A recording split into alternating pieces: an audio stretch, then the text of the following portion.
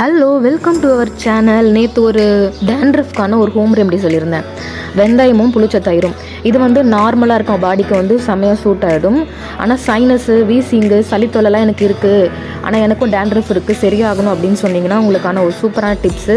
குங்குமம் கொட்டை, soap nuts எல்லா கடையிலையுமே கிடைக்கும், மளிகை கடையில்.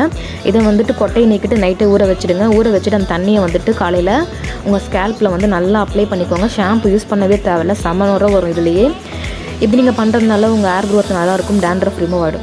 Tip number 2. அடுத்தது வேப்பிலை ஒரு கைப்பிடி எடுத்துக்கோங்க, துளசியில் ஒரு கைப்பிடி எடுத்துக்கோங்க. இதை நல்லா கொதிக்க வச்சு நைட்டை மூடி வச்சுருங்க ரெண்டுத்தையுமே. அடுத்த நாள் ஷாம்பு வாஷ் பண்ணிவிட்டு லாஸ்ட் வாஷ்க்கு இந்த தண்ணி யூஸ் பண்ணுங்கள்.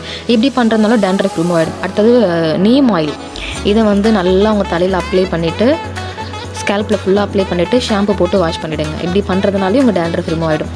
வீடியோ பிடிச்சிருந்தால் லைக் பண்ணுங்கள், ஷேர் பண்ணுங்கள், மறக்காமல் நம்ம சேனல் சப்ஸ்கிரைப் பண்ணிக்கோங்க. தேங்க்யூ.